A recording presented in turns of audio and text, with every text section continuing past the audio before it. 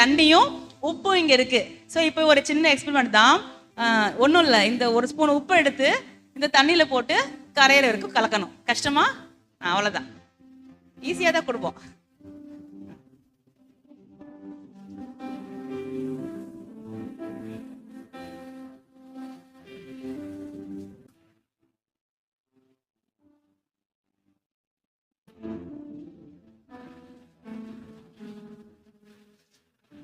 கலந்துச்சா? Okay, கலந்துச்சுங்களா? இப்ப உப்பு தெரியுதா? இதுல தெரியவே இல்லைல்ல. இப்பதான் சேலஞ்ச் இருக்கு. இதுக்கு முன்னாடி தெரிஞ்சது எக்ஸ்பெரிமெண்ட். உட்காந்து கூட இதுக்கு முன்னாடி தெரிஞ்சது எக்ஸ்பெரிமெண்ட், இன்னும் முடியல. இப்போ இந்த கிளாஸ்ல உப்பு தெரியவே இல்லை, ஆனா எவ்வளவு நேரம் கலக்கி இருப்பாங்க? ஒரு சாலிடா ஒரு 1 மினிட் எடுத்திருக்குமா?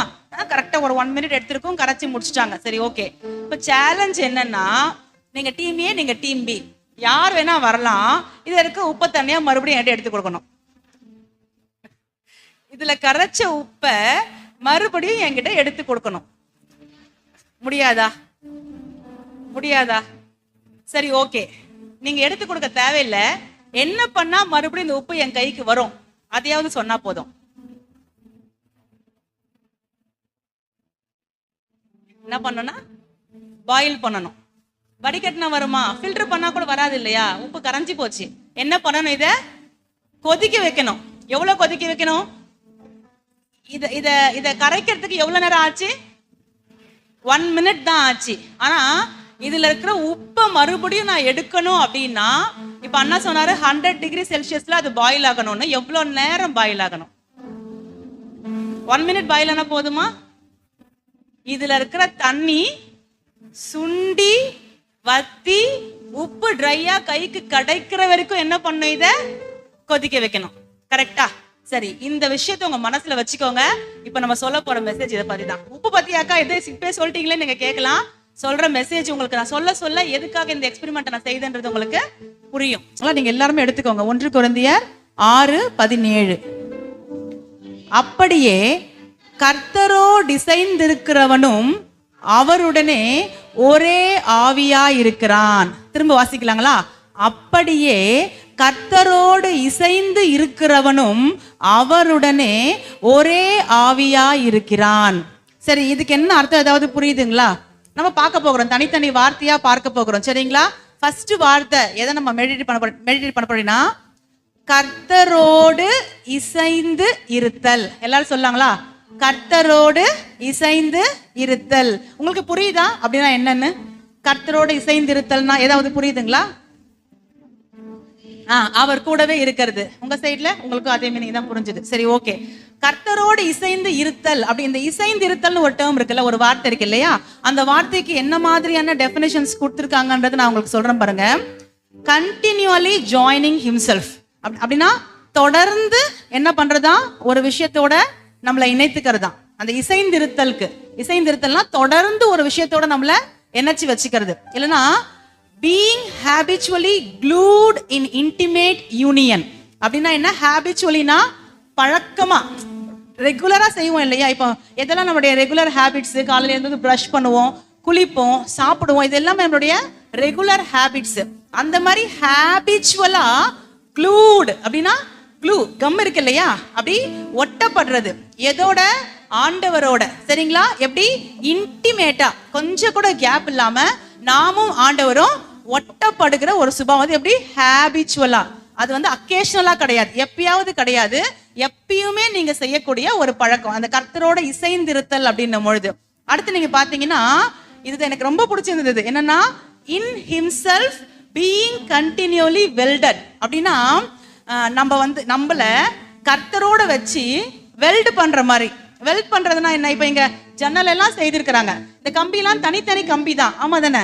என்ன பண்ணாங்க? அந்த 2 தனித்தனி கம்பியும் ஒன்னா ஒட்ட வைக்கிறதுக்காக அதை வெல்ட் பண்ணாங்க. இப்ப பிரிக்க முடியுமா? பிரிக்க முடியாது. எப்பயுமே அந்த கம்பி என்ன பண்ணிருக்கு? ஒன்றோட ஒன்று இசைந்தே இருக்கு, சேர்ந்தே இருக்கு. அந்த மாதிரி நீங்களும் நானும் என்ன பண்ணணுமா? கர்த்தரோட வெல்ட் பண்ணப்பட்டிருக்கணுமா? கர்த்தரோட கம் போட்டு ஒட்ட வைக்கப்பட்ட மாதிரி இணைந்திருக்கணுமா? சரிங்களா? எப்பயுமே இணைந்திருக்கணுமா? இப்படி இணைந்திருந்தால் என்ன நடக்குமா, அவருடனே ஒரே ஆவியாய் மாறிடுவோமா. அப்படின்னா என்ன அர்த்தம் தெரியுங்களா? அங்க ஒரு டிரான்ஸ்லேஷன்ல இருக்கு, ஒன் பிரீத் எஃபெக்ட், ஒரே சுவாசம். இப்போ 2 பேர் அண்ணன் தம்பிங்க, நீங்க 2 பேர் இருக்கீங்க. அண்ணன் தம்பியா இருந்தாலும் உங்க 2 பேருக்கு வேற சுவாசம் தான், கரெக்டா? ஒரே சுவாசம் கிடையாது. ஆனா இப்ப உங்க 2 பேருக்கும் சேர்த்து ஒரு சுவாசம் இருந்தா அதை நீங்க கற்பனை பண்ணி பாருங்க. 2 பேர் இருக்கீங்க, ஆனா ஒரு மூச்சு தான். அதை கற்பனை பண்ணி பாருங்க. அப்படின்னா என்ன அர்த்தம்? ஒரு மூச்சு தான் அங்க இருக்கு அப்படின்னா அங்க ஒரு சிந்தனை தான் இருக்கு, அங்க ஒரு செயல்பாடு தான் இருக்கு, கரெக்டா? ஒரு மூச்சு தான் வருதுன்னா ஒரு பிரெயின் தான் ஃபங்க்ஷன் ஆகுது, 2 பிரெயின் கிடையாது. தோ இட் இஸ் 2, அங்க 1 தான், கரெக்டா? 2 இருந்தாலும் அங்க ஒரு மூளை தான் வேலை செய்யுது, ஒரு மூளையோடைய மூச்சு காத்து தான் இயங்குது. அப்ப இன்னொன்னு என்ன ஆயிடுச்சு? ஆஃப் ஆயிடுச்சு. அப்பதானே அப்படி நடக்கும். நான் சொல்றது உங்களுக்கு புரிஞ்சிக்க முடியுதா? 2 பேர் இருக்கிறாங்க, ஆனா 2 பேருடைய மூச்சு காத்துக்கு பதில ஒரே ஒரு மூச்சு காத்து அங்க வருதுன்னா என்ன அர்த்தம்? அந்த 2 பேர் ஒன்னா ஆயிட்டாங்கன்னு அர்த்தம், கரெக்டா? அந்த 2 பேருக்கு வேற மூச்சு இல்ல. அப்படி வேற மூச்சு இல்லைன்னு சொன்னா வேற சிந்தனை இல்ல, வேற செயல்பாடு இல்ல. ஏன்னா ஒரு பிரெயின் தான் இருக்கு, அந்த ஒரு பிரெயின் தான் மூச்சு விடத்துக்கு ஃபங்க்ஷன் பண்ணுது. அப்ப அந்த ஒரு பிரெயின் தான் யோசிக்கும், அந்த ஒரு பிரெயின் தான் தீர்மானம் பண்ணும், அந்த ஒரு பிரெயின் தான் கிரியை செய்யும், கரெக்டா? இப்போ நாமும் கர்த்தரும் தான் அந்த 2 பேர். ஒண்ணு யாரு? நானு. இன்னொன்னு யாரு? கர்த்தர். இப்ப நானும் கர்த்தரும் என்ன பண்றோமா, ஒருத்தரோட ஒருத்தர் இசைறோமா. எப்படி இசைறோம்? வெல்டு பண்ணப்பட்டது போல இசைறோமா, கம்மு போல ஒட்டிக்கிறோமா, எப்பயும் ஆண்டவருடைய ஐக்கியத்துல இருக்கிறனா. அப்படி இருந்தா என்ன ஆகுமா, கர்த்தருடைய ஆவியும் என்னுடைய ஆவியும் சேர்ந்து ஒரே ஆவியா மாறிடுமா. எப்படி ஆயிடுமா? கர்த்தருடைய ஆவியும் என்னுடைய ஆவியும் ஒரே ஆவியா மாறிடுமா. அப்ப யார் இல்லாம போயிருவா? நான் இல்லாம போயிருவேன். அப்ப யாருடைய பிரெயின் ஒர்க் ஆகும்? கர்த்தருடைய பிரெயின் ஒர்க் ஆகும். யாருடைய டெசிஷன்ஸ் நடக்கும் நம்ம வாழ்க்கையில? கர்த்தருடைய டெசிஷன். யாருடைய கை கிரியை செய்யும்? கர்த்தருடைய கை கிரியை செய்யும். சரி, ஓகே, இது புரிஞ்சிடுச்சா உங்களுக்கு? இந்த கான்செப்ட் புரிஞ்சிடுச்சா? கர்த்தரோட இசைந்திருத்தல்னா என்னன்னு உங்களுக்கு புரிஞ்சிடுச்சு. 2 பேரும் ஒரே ஆவியா இருக்கிறதுனா என்னன்னு புரிஞ்சிடுச்சிங்களா? டவுட் இருக்கா? இதுல டவுட் இல்ல. இப்ப நான் இந்த வசனத்தை திரும்ப வாசிக்கிறேன். இந்த 1 கொரிந்தியர் 6:17 திரும்ப வாசிக்கிறேன் பாருங்களேன். அப்படியே, எல்லாரும் சொல்லுங்களேன், அப்படியே. திரும்ப சொல்லுங்களேன், அப்படியே கர்த்தரோடு இசைந்திருக்கிறவனும் அவருடனே ஒரே ஆவியா இருக்கிறான். நீங்க கர்த்தரோட வெல்டு பண்ணப்பட்டிருந்தீங்கன்னா, எப்பயும் கர்த்தரோட நடக்கிற அனுபவம் உங்களுக்கு இருந்துச்சுன்னா, எப்பயும் கர்த்தரை மட்டுமே சிந்திச்சு கொண்டு இருக்கிறீங்க அப்படின்னா, நீங்களும் கர்த்தரும் ஒரே ஆவியா மாறிடுவீங்க. நீங்க எப்படி திங்க் பண்ணுவீங்கன்னா, எது கர்த்தருக்கு பிடிக்குமோ அதை மட்டும் திங்க் பண்ணுவீங்க. கர்த்தர் என்ன ரியாக்ட் பண்றாரோ அதுதான் உங்களுடைய ரியாக்ஷனா இருக்கும். கர்த்தர் என்ன கிரியை செய்யறாரோ அதுதான் உங்களுடைய கிரியா இருக்கும், கரெக்டா? இது புரிஞ்சிடுச்சு. ஆனா அங்க ஒரு வேர்டு இருக்கு, என்னது? அப்படியே. அப்படியே அப்படின்னா வேற என்னவோ ஒண்ணு இருக்குது இல்ல? அது என்ன பார்க்கலாமா? அதுக்கு மேல இருக்க வசனத்துக்கு போனோம். 1 கொரிந்தியர் 6:16. 1 கொரிந்தியர் 6:16 நான் வாசிக்கிட்டோங்களா? வேசியோட இசைந்திருக்கிறவன் அவளுடனே ஒரே சரீரமா இருக்கிறான் என்று அறியீர்களா? இருவரும் ஒரே மாம்சமா இருப்பார்கள் என்று சொல்லி இருக்கிறதே, அப்படியே கர்த்தரோடு இசைந்திருக்கிறவனும் அவருடனே ஒரே ஆவியா இருக்கிறான். உங்களுக்கு புரியுதுங்களா? அதாவது ஒரு வேசி இருக்கா, ஒரு பாவமுள்ள ஸ்திரீ இருக்கா, அவளோட போய் ஒரு நபர் தவறாய் ஒன்று சேரும் பொழுது சரீர அளவுல என்ன ஆகுமா, அந்த வேசியும் அந்த இணைந்த நபரும் எப்படி ஆகுறாங்களாம்? ஒரே மாம்சமா மாறுறாங்களாம். எப்படியா? அவங்களுக்கு 2 பிரீத் இல்ல, அந்த மூச்சு 2 மூச்சு இல்ல, அங்க ஒரே மூச்சு தான் இருக்கு. அந்த ஒரு மூச்சு தான் இப்ப யோசிக்குது, அந்த ஒரு மூச்சு தான் இப்ப கிரியை செய்து, அந்த ஒரு மூச்சு தான் இப்போ டெசிஷன்ஸ் எடுக்குது. இப்ப கொஞ்சம் யோசித்து பாருங்க, நம்ம யாரோட ஐக்கியமா இருக்க போகிறோம்? சரி, இப்ப நீங்க ஒரு கொஸ்டின் கேட்கலாம், ஏங்கா இப்படி எப்பயுமே வெல்டு பண்ண மாதிரி கர்த்தரோட ஐக்கியமா இருக்கிறது பாசிபிளா, அப்படி நடக்குமா அப்படின்னு நீங்க கேட்டீங்கன்னா கண்டிப்பா நடக்கும். இந்த ஐக்கியமா இருக்கிறதுன்ற வார்த்தை இருக்கு இல்லையா, ஒரே ஆவியா இருக்கிறாங்கன்னு, அது எங்க இருந்து ரெஃபரன்ஸ் எடுக்கப்பட்டிருக்கு அப்படின்னா, ஆதியாகமம் 2ஆம் அதிகாரம் 24ஆம் வசனம் என்ன சொல்லி இருக்கோ அதை தான் பவுல் அங்க மென்ஷன் பண்றாரு. என்ன சொல்லி இருக்கு? ஆதியாகமம் 2:24, இது நிமித்தம் புருஷன் தன் தகப்பனையும் தன் தாயையும் விட்டு தன் மனைவியோட இசைந்திருப்பான், அவர்கள் ஒரே மாம்சமா இருப்பார்கள். அப்ப ஹஸ்பண்ட் அண்ட் ஒய்ஃப் ரிலேஷன்ஷிப் தான் இங்க ஆண்டவர் சொல்லி இருக்கிறாரு. என்ன சொல்றாருன்னா, ஹஸ்பண்ட் ஒரு கேரக்டர், ஒய்ஃப் ஒரு கேரக்டர், 2 பேர் இருக்கிறாங்க, 2 மூச்சு இருக்கு, ஆனா எப்பொழுது அவங்க திருமண பந்தத்துல இணைக்கப்படுகிறாங்களோ அப்ப அவங்க என்னவா மாறிட்டாங்களாம், ஒரு மூச்சு. அப்படின்னா அங்க ஒரு பிரெயின் தான் ஃபங்க்ஷன் ஆகும், அங்க ஒரு பிரெயின் தான் டெசிஷன் மேக்கிங்ல இருக்கும், அங்க ஒரு பிரெயின் தான் கிரியை செய்யும். அதனாலதான் நீங்க பாத்தீங்க அப்படின்னா ஹஸ்பண்ட் அண்ட் ஒய்ஃப் பொழுது அவங்களை தனித்தனியா சொல்லாம அவங்கள ஒரு குடும்பம் அப்படின்னு சொல்றாங்க. கரெக்டா? இதே கான்செப்ட் தான் ஆண்டவர் எதுக்கு கம்பேர் பண்றாரா? வேசியோட ஒருத்த இசைந்திருந்தா அவனுக்கு கம்பேர் பண்றாரு, கடவுளோட ஒருத்த இசைந்திருந்தா அவனுக்கு கம்பேர் பண்றாரு. இப்ப இங்க ஆண்டவர் என்ன சொல்றாரு? இப்ப நான் கேட்டேன், அப்படி நடக்க முடியுமா? இங்க பாருங்களேன், இது நிமித்தம் புருஷன் தன் மனைவியும் தன் தகப்பனையும் தன் தாயும் விட்டு தன் மனைவியோட இசைந்திருப்பான்னு சொல்லப்பட்டிருக்கு இல்லையா? இந்த கான்செப்ட கொஞ்சம் சிந்திச்சு பார்க்கலாம். இப்போ ஹஸ்பண்ட் அண்ட் ஒய்ஃப்க்கு அம்மா அப்பா இருக்காங்களா இல்லையா? இருக்காங்க. அப்ப இங்க பைபிள் என்ன சொல்லுது? உங்க அம்மாவையும் அப்பாவையும் கண்டுக்காம உன் மனைவி கூட மட்டும் இருன்னு சொல்லுதா? அப்படி சொல்லல. என்ன சொல்லிருக்கு அப்படின்னா, தன்னுடைய மனைவியை மட்டும் அவன் நேசிக்கிறது அதிகமா இருக்கும், அவனோட தான் அந்த இசைவு இருக்கும். என்ன இருக்கும்? இசைவு இருக்கும். அதுக்காக அப்பா அம்மாவை கண்டுக்க கூடாதுன்னு பைபிள் சொல்லல. அங்க என்ன இருக்கு? பைபிள் என்ன சொல்லுதுன்னா, தகப்பனையும் தாயையும் கனம் பண்ணணும். அடுத்து பைபிள் என்ன சொல்லுது? உன் தகப்பனுக்கும் தாய்க்கும் நீங்க செய்ய வேண்டிய கடமைகளை செய்யணும். அப்ப அங்க என்ன புரிஞ்சுக்கிறீங்க அப்படின்னா, நமக்கு உறவுகள் நிறைய இருந்தாலும் யாரோட நம்ம இசைந்து இருக்கிறோமோ அவங்க சொல்றதான் நம்ம கேட்போம். கரெக்டா? யாரோட இசைந்து இருக்கிறோமோ அவங்க சொல்றதான் நம்ம என்ன பண்ணுவோம்? கேட்போம். அவங்க சொல்ற மாதிரி தான் நம்ம நடந்துக்குவோம். அதே போலதான் நம்ம கர்த்தரோட இசைந்து இருந்தோம் அப்படின்னா, எப்படிக்கா இது பாசிபிளா, பிராக்டிக்கலா எங்களுக்கு சொல்லி கொடுங்க அப்படின்னு நீங்க கேட்டீங்கன்னா, இப்ப உட்காந்துட்டே இருக்கீங்க, நான் பேசிட்டே இருக்கேன், நான் பேசும்போது உங்களுக்குள்ள எவ்வளவு சிந்தனைகள் ஓடுது. நீங்க திடீர்னு ஸ்கூலை பத்தி யோசிக்கிறீங்க, உங்க காலேஜ் பத்தி யோசிக்கிறீங்க, ஒர்க் ஸ்பாட் யோசிக்கிறீங்க, வீட்டை பத்தி யோசிக்கிறீங்க, எதையும் பத்தியும் என்ன பண்றீங்க? உங்களுக்குள்ள யோசித்து கொண்டே இருக்கிறீங்க. அதே போல நீங்க என்ன பண்ணணும் தெரியுமா? எப்பயுமே 24/7 உங்க மைண்ட்குள்ள காட் கான்சியஸ்னஸ் இருந்துட்டே இருக்கணும். அதாவது ஆண்டவரோட நீங்க பேசிட்டே இருக்கணும். முடியும். இது முடியுமாக்கா அப்படின்னு நீங்க கேட்டா முடியும். நீங்க குளிக்கும் பொழுது, நடக்கும் பொழுது, வரும்பொழுது, போகும்பொழுது, உங்க ஃப்ரெண்ட் உங்க கூட பேசும்பொழுது, நீங்க ஒரு கால்ல இருக்கும் பொழுது எப்பயுமே நான் செய்யற விஷயம் கர்த்தருக்கு பிடிச்சுதான் செய்யறேனா, என் கிரியை கரெக்டா இருக்கா அப்படின்னு சொல்லி 24/7 காட்ஸ் கான்சியஸ்னஸோட இருக்கிறது. ஓகேவா? காட் கான்சியஸா, ஆண்டவர் என் கூட பேசுறாரா, என் கூட தான் இருக்கிறாரா, ஏதாவது ஒரு அப்செட் பண்றேனா, இப்படி நான் திங்க் பண்ணிக்கிட்டே இருந்தேன் அப்படின்னு சொன்னா நான் யாரோட இசைந்து இருக்கிறேன்? கர்த்தரோட இசைந்து இருக்கிறேன். அப்ப யார் என்னை இன்ஃப்ளூயன்ஸ் பண்ணுவாங்க? யார் என்னை மேற்கொள்ளுவாங்க? கர்த்தர் தான் என்ன மேற்கொள்ளுவார். திடீர்னு ஒரு சினிமாவை பார்க்க போகணும்னு தோணுது, என்ன ஆகும்? நான் யார் கூட பேசிட்டே இருக்கேன்? இப்ப உங்க ஃப்ரெண்ட் ஒருத்தர் இருக்காங்க, அவங்க கூட பேசிட்டே இருக்கீங்கன்னா, மூணாவதா ஒரு ஃப்ரெண்ட் வா சினிமாவுக்கு போலான்னு கூப்பிடும் பொழுது என்ன பண்ணுவீங்க? ஏய் போலாமா, வாடி, அப்படிதானே கூப்பிடுவோம். இப்ப சினிமாவுக்கு போலான்னு தோணுது, யார் கூட பேசிட்டு இருக்கீங்க? யாரோட இசைந்து இருக்கிறீங்க? கர்த்தரோட வெல்ட் பண்ணப்பட்டிருக்கீங்க.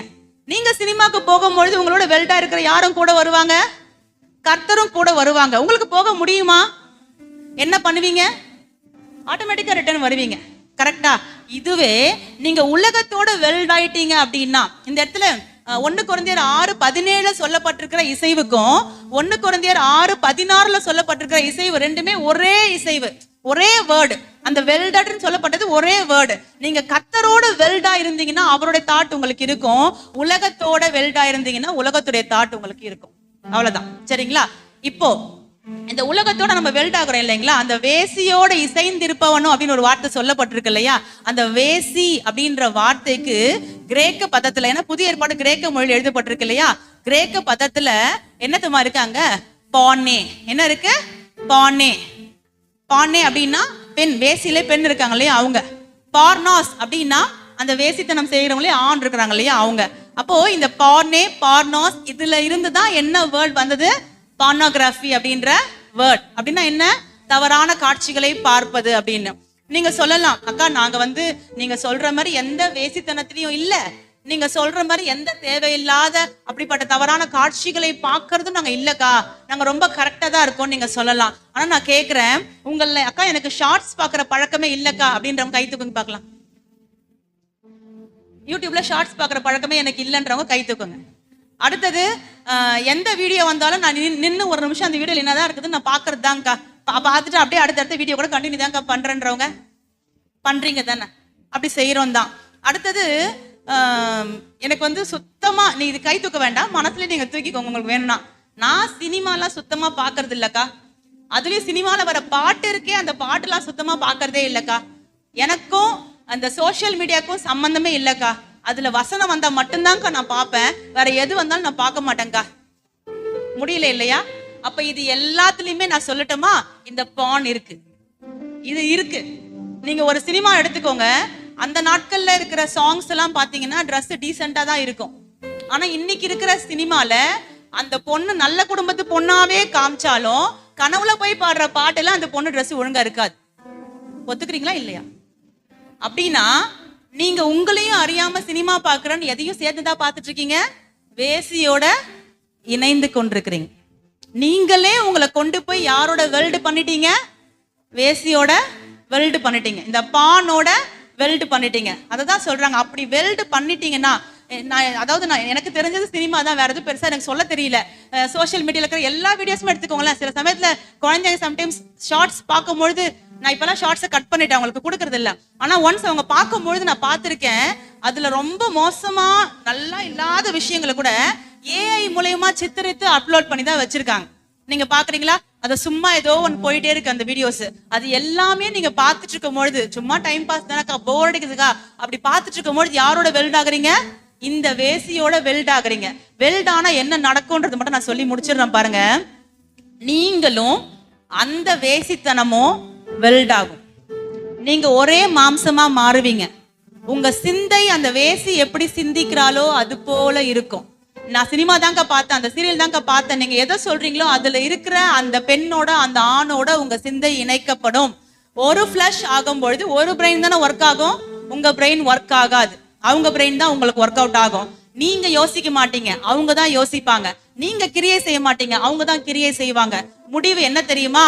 உங்களையும் அறியாம நீங்க கேஷுவலா பார்க்கும் பொழுது, பெண்களுக்கு சொல்றேன், யாரோ ஒரு ஆணை நீங்க ஈர்ப்பீங்க.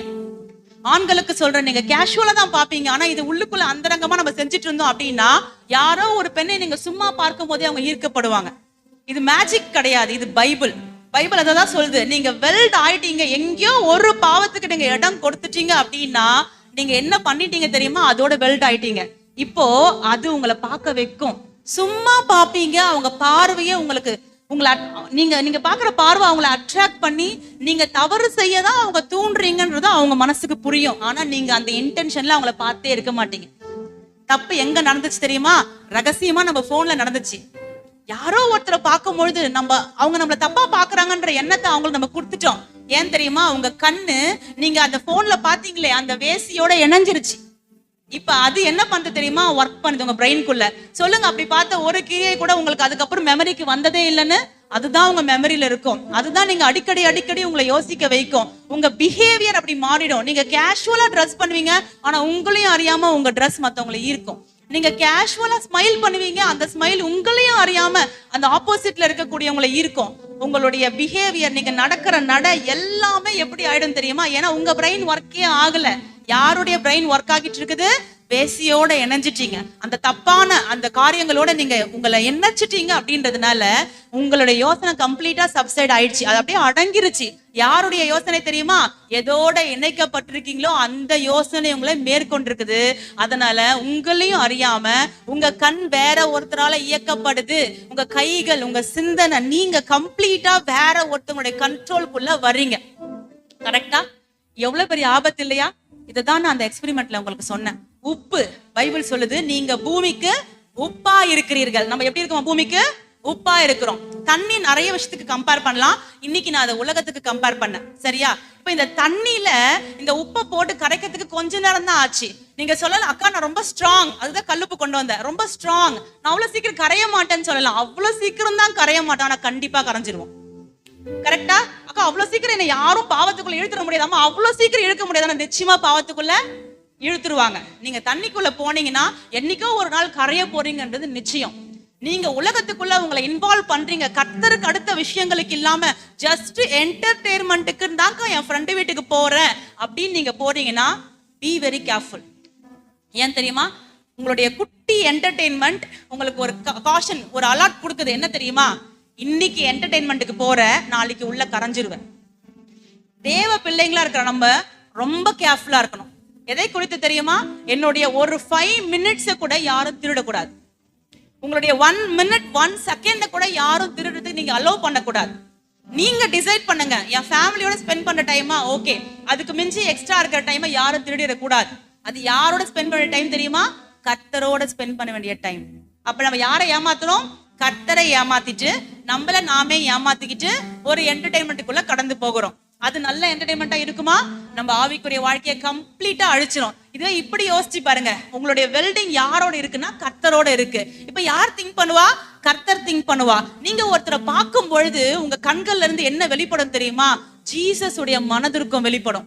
ஒருத்தவங்களை பார்க்கும் பொழுதே உங்களுக்கு இறக்கம் உண்டாகும். உங்களை பார்க்கும்பொழுது அவங்க சொல்லுவாங்க, நீங்க கிறிஸ்டினா, நீங்க கர்த்தருடைய ஊழியக்காரரா. பைபிள்ல ஏசாயால அப்படி ஒரு வசனம் இருக்கு, உங்களை பார்த்து கர்த்தருடைய ஊழியக்காரர்னு மத்தவங்க சொல்லுவாங்களாம். எப்ப நடக்கும் தெரியுமா? when you welded with Jesus. இயேசுவோட கூட நீங்க அப்படி இணைக்கப்பட்டீங்க அப்படின்னா உங்களை பார்க்க உங்க கண் ஆட்டோமேட்டிக்கா மத்தவங்களை கிறிஸ்துவுக்குள்ள இழுக்கும். உங்க ட்ரெஸ் ஆட்டோமேட்டிக்கா மத்தவங்களை கிறிஸ்துவுக்குள்ள இழுக்கும். உங்க சுபாவம் ஆட்டோமேட்டிக்கா மத்தவங்களை ஜீசஸ்குள்ள இழுக்கும். இப்ப சொல்லுங்க, நீங்க யாரோட வெல்ட் ஆக போறீங்க? கர்த்தரோடு இசைந்து இருக்கிறவன் அவரோட ஒரே ஆவியா இருக்கிறான். ஒரே திங்கிங், ஒரே ஒர்க், ஒரே பிஹேவியர். உங்களுக்குள்ள ஜீசஸ் உடைய பிஹேவியர் உங்களுக்குள்ள அப்படியே டிரான்ஸ்ஃபார்ம் ஆகும். அதுக்கு என்ன பண்ணணும்? எப்பயுமே அவருக்கு பிடிச்சது செய்யறேன்ற எண்ணம் உங்க மைண்ட்ல ஓடிக்கிட்டே இருக்கணும். அவரோட தான் இருக்கிறனா. ஒரு 10 நிமிஷம் கலகலான்னு சிரிக்கிறீங்களா, இம்மீடியட்டா அலர்ட் ஆகுங்க. நான் சிரிக்கிற சந்தோஷம், ஆனா என் இயேசுவும் சேர்ந்து சிரிக்கிறாரா? யாரையாவது கலாய்க்கும் போது ஒரு சிரிப்பு வருது இல்ல, அப்ப நீங்க அப்சர்வ் பண்ணுவோம். இப்படி நீங்க வாக் பண்ண ஆரம்பிச்சிட்டீங்கன்னா மத்தவங்களை கலாய்க்கும் போது நீங்க இம்மீடியட்டா சிரிக்கிறத நிறுத்துவீங்க. ஏன் தெரியுமா? You feel that your Jesus is feeling inside. அவர் ரொம்ப வருத்தப்படுறாருன்றது உங்களுக்கு தெரியும். நீங்க அப்புறம் சிரிக்க மாட்டீங்க, மாறா அவங்க கிட்ட சாரி சொல்லிட்டு வந்துருவீங்க. நீங்க அப்சர்வ் பண்ணிருக்கீங்களா? என்னுடைய வாழ்க்கையில அப்சர்வ் பண்ணிருக்கேன். ஆரம்ப நாட்கள்ல கலாய்க்கிறதுனா எனக்கு ரொம்ப பிடிக்கும். ஏன்னா எனக்கு கலாய்க்க தெரியாது. நான் என்ன பண்ணுவேன்னா, அப்படி கலாய்க்கிற நபர்களோட போய் உட்காந்துட்டு இருப்பேன். பரா அவங்களுக்கு எப்படி எல்லாம் பேச தெரிஞ்சிச்சு, எனக்கு அதெல்லாம் பேசவே தெரியலையே, இப்படி எல்லாம் நான் உட்கார்ந்த நாட்கள் இருக்கு. ஆனா ஒரு கட்டத்துக்கு மேல எனக்கு அது வருத்தமா இருக்கு. அந்த நபர் வருத்தப்படும் பொழுது எனக்குள்ள அந்த வருத்தம். அப்பதான் நான் ரியலைஸ் பண்றேன், ஓ இது தப்பு போல, இது நல்லது இல்ல. நம்ம தேவ சாயல்ல படைக்கப்பட்ட இன்னொரு நபரை என்ன பண்ணிட்டு இருக்கிறோம்? தரக்குறைவா அற்பமா பேசி அவங்களை துக்கப்படுத்திட்டு இருக்கிறோம். அது சரியா? அது சரியில்லை. அப்படின்னா நீங்க சின்ன சின்ன தப்பு செய்யும் போதே உள்ளுக்குள்ள இருக்கிற ஆண்டவர் துக்கப்படுறது நீங்க ஃபீல் பண்ணுவீங்க. நீங்க ஆட்டோமேட்டிக்கா அதை விட்டு வெளியே வர ஆரம்பிப்பீங்க. இப்போ அந்த உப்பை கரைக்கிறதுக்கு ரொம்ப கொஞ்ச நேரம் தான் எடுத்துச்சு. ஆனா அந்த உப்பை மறுபடியும் பிரிச்சு எடுக்கணும் அப்படின்னா அதுக்கு எவ்வளவு நேரம் எடுத்துச்சு? It may take hours together. பல மணி நேரங்கள் ஆயிரும். கரெக்டா? அப்பதான் அந்த தண்ணி சுண்டி சுண்டி அந்த நெருப்பு எந்த அளவுக்கு அதிகமாகுதோ அந்த அளவுக்கு சீக்கிரமா அந்த தண்ணி மறுபடியும் என்னவா மாறும்? உப்பாக மாறும். அந்த உப்பு யார் தெரியுமா? பரிசுத்த ஆவியானவர். அந்த அக்கினி யாரு? சாரி, அந்த உப்பு நம்ம தான். அந்த அக்கினி யாரு? பரிசுத்த ஆவியானவர். நீங்க சொல்றீங்க, அக்கா நான் ஒன்ஸ் என்ன விட்டுட்டேன்க்கா, என்னால அந்த சினிமா விட்டு வெளியே வரவே முடியலக்கா, இல்ல சில என்டர்டைன்மெண்ட்ஸ் விட்டு என்னால வெளியே வர முடியலக்கா, சில தவறான உறவுகள் எதுவும் என்னால வெளியவே வர முடியலக்கா, எனக்கு அது மாதிரி ஒரு பெரிய ஈர்ப்பு இருக்கு அப்படின்னு நீங்க சொல்றீங்கன்னா உங்களை டெலிவர் பண்ற ஒரு விஷயம் யார் தெரியுமா? பரிசுத்த ஆவியானுடைய அக்கினி. எந்த அளவுக்கு நீங்க அனாயிண்டிங்குள்ள அபிஷேகத்துக்குள்ள போறீங்களோ அந்த அளவுக்கு இந்த போராட்டங்களை நீங்க ஜெயிப்பீங்க. எவ்வளவு அதிகமா டைம் ஸ்பெண்ட் பண்ணி ஹோலி ஸ்பிரிட் குள்ள இருக்கிறீங்களோ அவ்வளவு அதிகமா நீங்க எதுக்கெல்லாம் அடிமை. நீங்க சொல்லலாம், அக்கா இதெல்லாம் எந்த அடிமையும் இல்ல, அடிமைத்தனமும் இல்லக்கா, ஆனா எனக்கு சாப்பாட்டுல மட்டும் சில விஷயங்களை விட முடியாம அடிமையா இருக்கேன், ஏதோ சில பழக்க வழக்கங்களுக்கு மட்டும் நான் அடிமையா இருக்கிறது எனக்கு தெரியுது, அதை மட்டும் விட முடியல. இப்ப ஷார்ட்ஸ் எக்ஸாம்பிள் எடுத்துக்கோங்களேன், அக்கா நான் தேவையெல்லாம் பாக்குறது இல்லக்கா, ஆனா ஒரு 10 நிமிஷமாவது அந்த ஷார்ட்ஸ் பார்த்தாலும் எனக்கு தூக்கமே வரலக்கா, அதுக்காகவாது பார்க்கணும்னு தோணுதுக்கா. இதெல்லாம் எப்ப வெளியே வருவீங்க தெரியுமா? எந்த அளவுக்கு அந்த பரிசுத்தாவின் அபிஷேகத்துக்குள்ள போறீங்களோ, அக்கினி எந்த அளவுக்கு உங்களுக்குள்ள அதிகமாகுதோ அந்த அளவுக்கு உங்களுக்குள்ள இருக்கிற தண்ணி என்ன ஆகும்? எவாபரேட் ஆகும். உங்களுக்குள்ள இருக்கிற உலகம் வெளியே வரும். அப்புறம் தான் கடைசியா நீங்க மறுபடியும் எப்படி மாறுவீங்க தெரியுமா? உப்பா மாறுவீங்க. அப்ப அது பாசிபிள் இல்லாத விஷயம் கிடையாது. கரெக்டா? நான் ஃபர்ஸ்ட் உங்ககிட்ட அந்த தண்ணியை மறுபடியும் எடுத்து உப்பு கொடுங்கன்னு கேட்கும்போது 2 பேரும் என்ன சொன்னீங்க? சான்ஸ்லெஸ். முடிவே ஒரு 1000 ரூபாய் வச்சுட்டு சொல்லியிருந்தாவாவது யோசிச்சிருப்பீங்க, சரி பண்ணலாமா அப்படின்னு. நான் சும்மா சொல்றது தேவையில்லாம் எதுக்கு இதுல வேற வேண்டாம் அப்படின்ற மாதிரி நீங்க சொன்னீங்க. But there is a way. கரெக்டா? மனம் இருந்தா மார்க்கம் உண்டு. நீங்க ஆவியானவருக்குள்ள உங்களை ஈடுபடுத்திக்கிறதுக்கு ரெடியா இருக்கீங்க அப்படின்னா நீங்க எப்படிப்பட்ட பாவத்துல சிக்கி கொண்டிருந்தாலும் அதுல இருந்து உங்களை டெலிவர் பண்றதுக்கு ஆவியானவர் சர்வ வல்லவர். But one thing you have to take decision. தீர்மானம் எடுக்காம விடுதலை பாசிபிளே கிடையாது. தீர்மானம்னா இப்ப இந்த யூத் மீட்டிங்ல உஷாக்கா சொல்லிட்டாங்களா, சரி ஓகே நான் நாளைல இருந்து இதெல்லாம் பாக்கிறது இல்லப்பா, இப்படி தீர்மானம் இல்ல. Chit for your while. உட்கார்ந்து கொஞ்ச நேரம் யோசிங்க, இதை நான் விட்டேன்னா எனக்கு என்னென்ன பிரச்சனைகள் வரும், இந்த மாதிரி நான் போன் பார்க்க மாட்டேன் அப்படின்னு சொல்லி டிசைட் பண்ணும்பொழுது வேற என்னென்ன கான்சிக்வன்சஸ் நான் ஃபேஸ் பண்ண போறேன், இதெல்லாம் முடியுமா? ஓகே, சோ இந்த பாவத்தை விடுறதுக்கு உங்களுக்கு பரிசுத்த ஆவியானவர் உதவி செய்வார் நான் சொல்லிட்டேன். சரி, இப்ப ஹோலி ஸ்பிரிட் உதவி செய்ய போறாரு. ஆனா நாம என்ன பண்ண தெரியுமா? டிசைட் பண்ணணும். தானியேலை குறித்து என்ன சொல்லப்பட்டிருக்கு அப்படின்னா, தானியேலோ வென்றால் அந்த போஜனத்தினால தன்னை தீட்டுப்படுத்த கூடாதுன்னு சொல்லி தீர்மானம் பண்ணியிருந்தானா. அந்த தீர்மானத்தை தானியேல் என்ன பண்ணல அப்படின்னா, அந்த போஜனத்தினால தீட்டுப்படாம தன்னை காத்துக்கொண்டான். அப்ப நீங்களும் ஒரு டெசிஷன் எடுத்தாதான் ஜெயிக்க முடியும். டெசிஷனை சும்மா போற போக்குல எடுத்தீங்கன்னா நிச்சயமா ஜெயிக்க முடியாது. இது ஒரு பையனுடைய டெஸ்டிமனி. அந்த பையன் என்ன பண்ணிருக்கான் அப்படின்னா, நான் வேற ஒரு சிஸ்டர் சொன்னதுதான் கேட்டேன், ஒரு ஊழியக்காரமா சொன்னதுதான் நான் கேட்டேன். அதை நான் உங்களுக்கு ஷேர் பண்றேன், வாலிபர்களாகி உங்களுக்கு யூஸ் ஆகுன்றதுக்காக. அந்த பையன் வந்து பக்கத்து வீட்டுல இருந்த ஒரு நபர் வந்து நிறைய பூனைகளை வளர்க்குறாரு. இங்க இல்ல, ஃபாரின் கண்ட்ரில நிறைய பூனைகள் எல்லாம் வளர்க்கக்கூடிய ஒரு நபர். அவர் என்ன பண்றாரு அப்படின்னா, ஊருக்கு போறார், ஒரு வேலையை ஊருக்கு போறார். சோ பக்கத்து வீட்டுல இருந்த வாலிப பையன், ஒரு 13 வயசு வாலிப பையனை கூப்பிட்டு என்ன சொல்றாரு அப்படின்னா, என் வீட்டுல இருக்கிற பூனைகளுக்கு எல்லாம் நீ என்ன பண்ணு, கொஞ்சம் வந்து சாப்பாடு மட்டும் கொடு, ஒரு 3 வேளை சாப்பாடு கொடு அப்படின்னு சொல்றாங்க. உடனே அவனை என்ன பண்றான், சாவி வாங்கி வச்சுக்கிட்டான். டெய்லி 3 வேளை அந்த பூனைகளுக்கு தேவையான சாப்பாடு அவன் கொடுத்துட்டே இருக்கும் பொழுது அவனுக்கு என்ன ஆசை, அந்த வீட்டுல இருக்கிற விஷயங்கள்லாம் எப்படி இருக்குன்றத பாக்குறதுக்கு ஆசை. சோ அவன் போய் என்ன பண்றான் அப்படின்னா, அங்க ஒரு டெக் இருக்கு, அதை எடுத்து ஒரு சீடியை வந்து அவன் பிளே பண்றான்.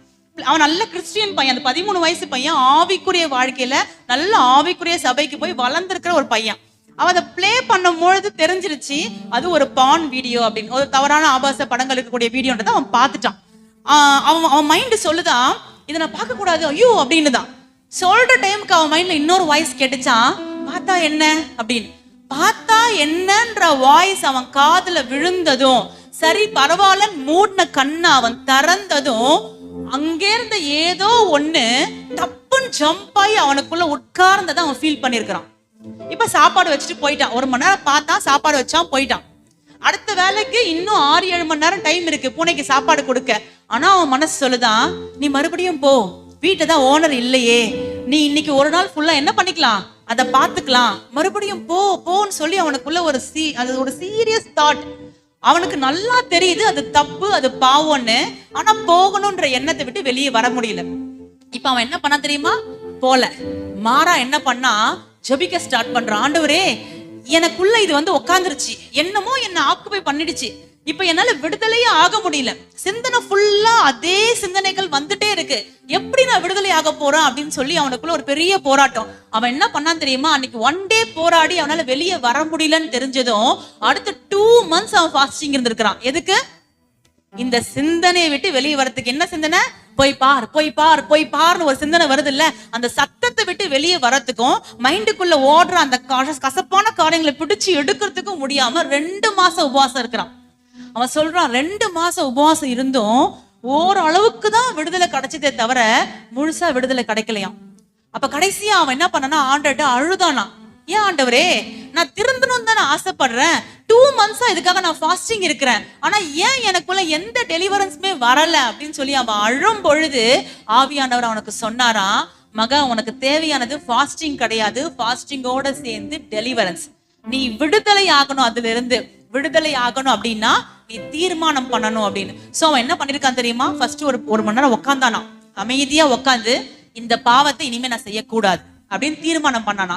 தீர்மானம் பண்ணி ரொம்ப கான்சியஸா என்ன பண்ணானா, இனி இந்த பாவம் எனக்குள்ள வரக்கூடாதுன்னு சொல்லி அதை கடிந்து கொண்டு அப்புறப்படுத்தினானா. உயிரே போனாலும் இந்த பாவத்தை மறுபடியும் நான் செய்ய மாட்டேன்னு சொல்லிட்டு ஒரு ஸ்ட்ராங் டிட்டர்மினேஷனுக்குள்ள, ஒரு உறுதியான தீர்மானத்துக்குள்ள அவன் என்ன பண்ணானா, வந்தானா. அதுக்கு அப்புறம் தான் அந்த பாவம் அவனுக்கு என்னவா மாறிச்சான் தெரியுமா, வெறுப்பா மாறிச்சான். அவனுக்குள்ள ஏதோ ஒன்று வந்து பிடிச்சது இல்ல, அதை விட்டு அவன் வெளியே வந்ததை ஃபீல் பண்ணானா. அப்போ சின்ன பாவம் இல்ல, பெரிய பாவம் கொஞ்ச நேரம் தான் செஞ்சான், ஒரு டைம் தான் செஞ்சான். ஒரு டைம் செஞ்சதுக்கே அவனால 2 மாசம் ஆகி அதை விட்டு வெளியே வர முடியல. நம்ம நிறைய பிறந்ததுல இருந்தே சில விஷயங்களை செஞ்சுட்டு இருக்கிறோம், நமக்கு விவரம் தெரிஞ்சது சில தப்புகளை செஞ்சுக்கிட்டே இருக்கோம். எப்படி வெளியே வர போகிறோம்? சிட், உட்காருங்க, உட்கார்ந்து ஆண்டு கிட்ட ஹெல்ப் கேளுங்க, பரிசுத்த ஆவியானுடைய அபிஷேகத்துக்குள்ள நிரம்புங்க. ஒருவேளை அபிஷேகம் இன்னும் கிடைக்கலையா, கெஞ்சி கேளுங்க. யார் தாகமா கேட்கிறாங்களோ அவங்களுக்கு கொடுப்பாராம். தொண்டை தண்ணி வறண்டு போச்சுன்னா நம்மளே இறக்கப்பட்டு தண்ணி கொடுக்குறோமா இல்லைங்களாங்க? நம்ம ஆவி வறண்டு போச்சுன்னு ஆண்டர் பார்த்தா கொடுக்க மாட்டாரா? தாகமா கேளுங்க, எனக்கு உங்க அபிஷேகத்தை கொடுங்க ஆண்டவரேன்னு கேளுங்க, நிச்சயமா கொடுப்பார். எந்த அளவுக்கு ஹோலி ஸ்பிரிட் உங்களுக்குள்ள இன்க்ரீஸ் ஆகுறாரோ, நான் இதை சொல்லும் பொழுது இதை ஞாபகம் வருது, அதனால சொல்றேன் பாருங்களேன். நீங்க எந்த தப்பான படங்களையும் பார்க்கல, நீங்க எந்த நபரோடும் தவறாய் பேசி தவறா இல்ல, ஆனா உங்க சிந்தனையில மட்டும் நீங்க சில தவறான காரியங்களை போட்டு மெடிடேட் பண்ணிட்டே இருக்கிறீங்க. ஏதோ யாரோ தப்பு செய்யற மாதிரி, ஏதோ தவறான காரியங்கள் நடக்கிற மாதிரி என்ன பண்ணுது, உங்க சிந்தனையில ஒரு பிலிம் போல ஓடிட்டே இருக்குன்னு வச்சுக்கோங்களேன். அது கூட பாவம் தான். சரியா? அப்ப அதுலலாம் அந்த வெளியே வரணும்னா எப்படி வெளியே வர போறீங்க? இந்த ஜெனரேஷன் இந்த பாவத்துல பயங்கரமா மாட்டிட்டு இருக்கு. வெளியே வரத்துக்கான வழி என்ன? ஹவர்ஸ் டுகெதர் எப்படி அந்த தண்ணிய நெருப்புல போட்டு கொதிக்க வச்சு தண்ணிய எவாபரேட் பண்ணணுமோ, அந்த மாதிரி ஹவர்ஸ் டுகெதர் நீங்க என்ன பண்ணணும் தெரியுமா? ஆவியானவருக்குள்ள நிரம்பணும். அடுத்தது ஒரு பயங்கரமான தீர்மானம், உறுதியான தீர்மானம், செத்தாலும் சாவ இந்த சிந்தனைக்கு மறுபடியும் இடம் கொடுக்க மாட்டேன். இப்படி வந்தீங்கன்னா தான் அந்த வெல்டிங்ல இருந்து நீங்க வெளியே வர முடியும். நான் சொல்றேன், இப்போ இந்த வெல்டிங் இருக்கு இல்லையா, இப்போ இந்த வெல்டு பண்ணிட்டாங்க, இதை பிரிக்கவே முடியாதா? மாம்சமா ட்ரை பண்ண முடியாது. ஆனா மறுபடியும் நீங்க அந்த வெல்டிங் பண்ற மிஷின்ஸ் எல்லாம் கொண்டு வந்து அதை அறுத்தீங்கன்னா என்ன ஆயிடும்? அது கண்டிப்பா வந்துடும். அதுக்கான பவரையும் ஃபோர்ஸையும் யூஸ் பண்ணீங்கன்னா கண்டிப்பா பிரிச்சிடலாம். கரெக்டா? சாத்தான் அவனுடைய பவரையும் ஃபோர்ஸையும் யூஸ் பண்ணி உங்களை ஆண்டவருடைய வெல்டிங்ல இருந்து பிரிக்க பாக்குறான். நீங்க கர்த்தருடைய பவரையும் ஃபோர்ஸையும் யூஸ் பண்ணி மறுபடியுமா அவனுடைய வெல்டிங்ல இருந்து வெளியே வந்து கர்த்தரோட இணைக்கப்படணும். இணைக்கப்பட்டீங்கன்னா ஜீசஸ் திங்க் பண்ற மாதிரியே திங்க் பண்ணுவீங்க. நீங்க உங்களுக்கு தப்பு நடக்கிறதுக்கு முன்னாடி, ஒருத்தவங்க விழறதுக்கு முன்னாடி உங்களுக்குள்ள ஜீசஸ் பேசுவார். அவங்க விழ போறாங்க, போய் புடின்னுவார். சிலர்லாம் அப்படி சாட்சி சொல்லியிருக்காங்க. என்னோட லைஃப்லயும் நிறைய நடந்திருக்கு. ஒரு அசம்பாவிதம் நடக்கிறதுக்கு முன்னாடி உங்களுக்குள்ள இருக்கிற ஜீசஸ் அலாட் பண்ணுவார். பிரச்சனை நடக்க போகுது, ஜெபி. பிரச்சனை நடக்க போகுது, ஒர்க் பண்ணு அப்படின்றத உங்களுக்குள்ள ஜீசஸ் பேச ஆரம்பிப்பார். ஒரு அக்கா இதை சொன்னாங்க, என்னோட நல்லா பழகின ஒரு அக்கா. அவங்க போயிட்டே இருக்காங்களாம். அவங்க போயிட்டே இருக்கும் பொழுது அவங்க நடந்துட்டே இருக்காங்களாம். அவங்க நடக்க நடக்க இந்த த்ரெட்மில்ல நடப்போம் பார்த்திருக்கீங்களா? எவ்வளவு நேரம் நடந்தாலும் முன்னேறவே மாட்டோம், கால் ஒரே இடத்துல இருக்கும். அது மாதிரி அவங்க 10 நிமிஷமா நடக்கிறது அவங்களுக்கு தெரியுது, எதையோ யோசிச்சுட்டு நடந்துட்டே இருக்காங்க. ஆனா அவங்க கால் மட்டும் த்ரெட்மில்ல இருக்கிற மாதிரி ஒரே இடத்துல நடந்துட்டு இருக்காங்க. அவங்க ஒரு கட்டத்துல டக்குன்னு ரியலைஸ் பண்றாங்க, ஏன் நான் ஒரே இடத்துல நடந்துட்டு இருக்கிறேன் அப்படின்னு குனிஞ்சு பார்த்தா ஒரு பாம்பு. இப்ப அந்த பாம்பு அங்க இருக்கு இல்லையா, அந்த பாம்பு இப்பதான் அப்படியே பொறுமையா கிராஸ் பண்ணுது. அவங்க கால ஆண்டவரை வந்து மேற்கொண்டு போகவே விடல. அவங்களுக்கு பின்னாடி அவங்க தங்கச்சி பையன் வந்துட்டு இருக்கிறான் சைக்கிள்ல. யார் வராங்கன்னு அவங்களுக்கு தெரியாது. ஆனா அவங்க என்ன பண்ணாங்கன்னா, திரும்பியே பார்க்காம அவங்க தங்கச்சி பையன் பேரை சொல்லி மேற்கொண்டு வராதீங்க, பாம்பு இருக்கு அப்படின்றாங்க. உடனே அவன் சைக்கிள் நிறுத்துறான். பாம்பு கிராஸ் ஆகி போயிடுச்சு. அவன் அந்த அக்காவை பார்த்து கேட்டானா, எங்கா திரும்பியே பார்க்கலையே, நான் தான் வரேன்னு, எப்படி உனக்கு நான் தான் வந்தேன்னு தெரிஞ்சிச்சு அப்படின்னு. ஆண்டவர் சொன்னாரா, எப்படி தெரியுமா? நீங்க ஜீசஸோட வெல்ட் ஆயிட்டீங்க அப்படின்னா அவங்க கூட பேசுவார். உங்க குடும்பத்தை குறித்து எல்லா காரியங்களை குறித்து ஜீசஸ் என்ன பண்ணவங்க கூட பேசுவார். நம்ம இருக்கிற இடங்கள்ல அப்படியே நம்ம எழுந்து நின்று நம்ம கண்களை மூடி கர்த்தரிடத்துல ஒப்பு கொடுக்க போகிறோம்.